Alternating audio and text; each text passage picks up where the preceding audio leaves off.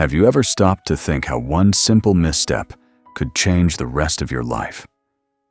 For many older adults, one fall can mean weeks in the hospital, a painful recovery, or even losing the freedom to live independently. And it doesn't happen with loud warning signs. It happens quietly, in the blink of an eye. Often during something as ordinary as walking to the mailbox or getting out of bed. But what if walking didn't have to feel risky? What if there were small, practical changes you could make, right now, that require no fancy equipment, no gym membership, and could help you stay steady and confident on your feet?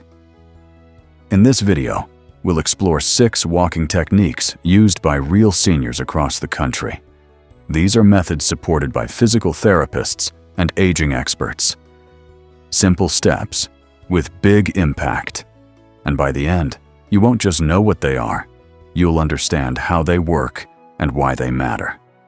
So whether you're in your 60s, 70s, or beyond, or you care about someone who is, stay with us. These tips could help you feel safer, stronger, and more in control with every step you take. If this message speaks to you, please take a moment to like, subscribe, and turn on the bell so you won't miss what's coming next. Step 1. Head position awareness. It might sound too simple to matter, but where you look when you walk plays a major role in how stable your body feels. Think of your head like the lead car in a train. Where it goes, everything else follows. Many older adults have a habit of constantly looking down while walking. It feels safer, especially if you're worried about tripping. But ironically, the opposite is often true. When your head tilts downward too long, your shoulders round, your spine curves, and your center of gravity shifts out of place. Your posture becomes misaligned, and you actually reduce your ability to see upcoming obstacles. Instead, try this small but powerful change. Follow the forward gaze rule. Keep your eyes looking straight ahead, about 10 to 15 feet in front of you. Only glance down when absolutely needed. This forward focus helps your body stay upright, your steps stay even, and your awareness stay sharp. Harold, a 78-year-old former mechanic, shared that he often felt unsteady on his neighborhood walks. A movement specialist pointed out that Harold was always watching his feet, causing him to lean forward too much. Once he lifted his gaze and let his chin rise just a little, he felt a surprising change. Smoother strides and less tension. That small shift gave his body a better sense of control. When your head is upright, your spine stacks naturally. Your core activates. Your balance improves almost without effort. So if you've ever found yourself staring at the ground while walking, remember this. Let your vision guide you, not your fear. Step 2. Rediscover the rhythm of your arms. When we think about balance, we often think only of legs and feet. But your arms? They're just as important. Your arms act like the natural counterweights your body uses to stay centered. When your right leg moves forward, your left arm should gently swing forward too, and vice versa. This crossing motion helps keep your upper body stable. It's not just about looking natural. It's about allowing your body to stay upright without needing to constantly adjust. Over time, many older adults stop using their arms when they walk. Sometimes it's due to pain, other times it's fear. The body tenses up when we're anxious about falling. But when you tense up, your natural rhythm disappears. Take Miss Bernice, a retired 79-year-old teacher. After a fall, she began using a cane, but her balance only got worse. Her therapist noticed that she never let her left arm swing anymore. She held the cane stiffly, losing that natural rhythm. With gentle coaching, she learned to let her free arm move again. After a few weeks, she felt lighter, more like herself. Walking didn't feel like a task anymore. Here's a tip. Keep your elbows relaxed, hands open, and let your arms swing naturally. Even if one arm is weaker or still, let the other one move.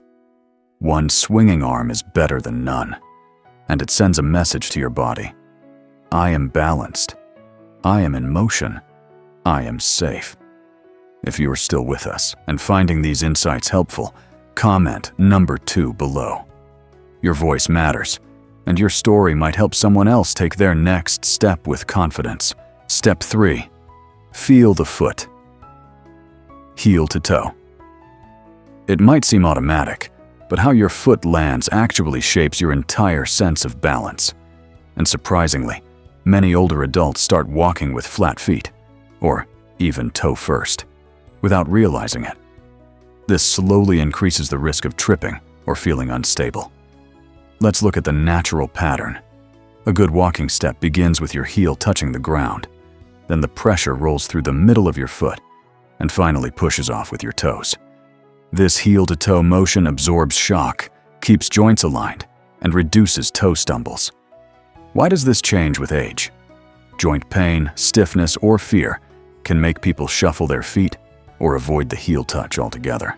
But ironically, shuffling increases the risk of falling. That's what happened to Leonard, a 74-year-old who loved gardening. He noticed he was barely lifting his feet and kept stumbling on the porch. A therapist guided him to practice walking slowly, starting each step with a heel touch. Holding onto the kitchen counter, Leonard trained his body one step at a time. Within a few weeks, his legs felt stronger, his knees ached less, and he moved with more control, not faster, but steadier. Want to try it? Walk barefoot across a towel on the floor. Feel each part of your foot connect to the surface. It might feel odd at first, but your body will begin to remember and respond. Step 4. The power of small steps. It may seem too basic to matter, but the size of your stride has a powerful impact on balance. When we're younger, long strides feel natural. But as we age, those big steps can become quietly risky. Why? Because when you reach too far forward, your weight shifts back. That throws off your center of gravity and strains your knees and hips. You also lose the ability to quickly react if something unexpected happens. Shorter steps, however, help you stay centered. Your weight stays over your feet. Your reactions become quicker. You use your muscles more efficiently without straining them. Take Mr. Franklin, a retired postman in his 80s. He used to walk quickly, thinking it would help him stay strong. But he stumbled several times, even in familiar places. With his therapist's guidance, he shortened his stride just a little and increased his step rhythm. Since then, he hasn't fallen once. He even said he feels less tired because his body isn't constantly correcting his balance. Here's something you can try. Walk at your normal pace and count how many steps you take in 10 seconds. Then try again, but with slightly shorter steps. If your step count increases, it means you're walking with more control. If you use a cane or walker, the same rule applies. Keep your steps compact and keep your support close. Don't overreach. Let your movement stay centered. Comment number 4 if this speaks to you, and let us know how it feels when you try it.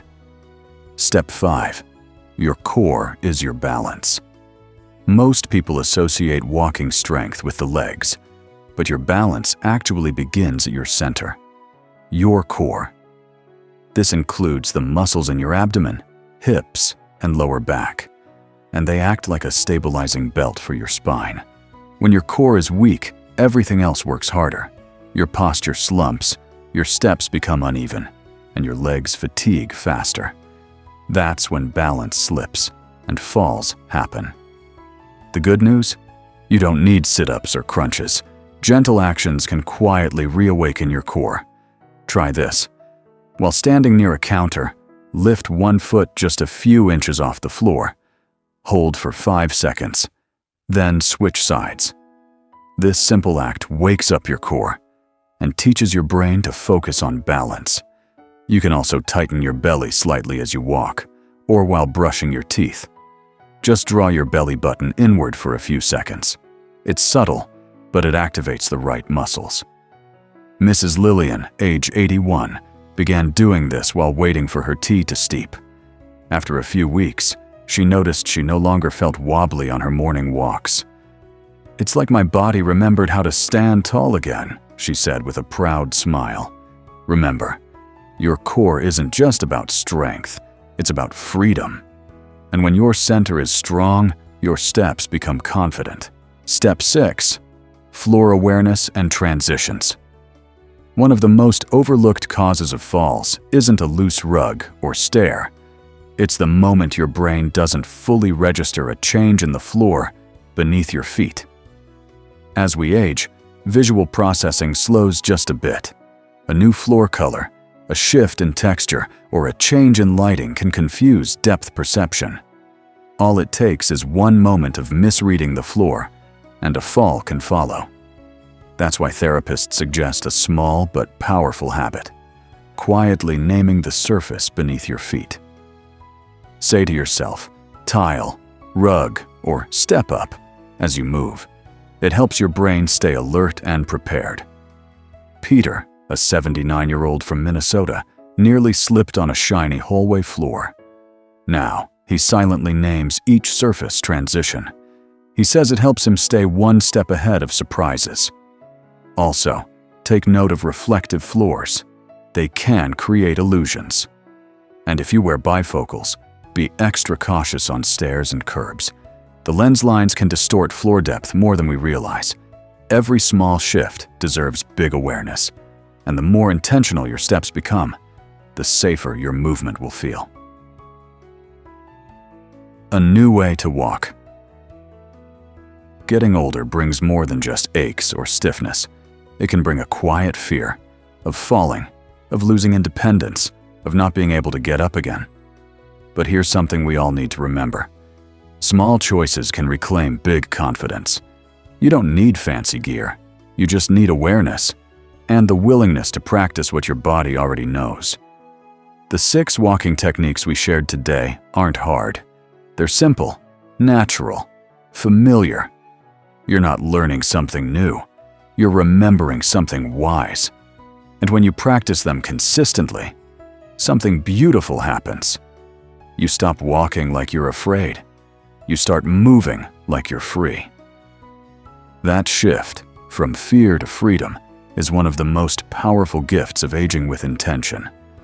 So let us know, which of these 6 habits spoke to you most? Is there one you'll try tomorrow morning? Leave a comment. Share your insight.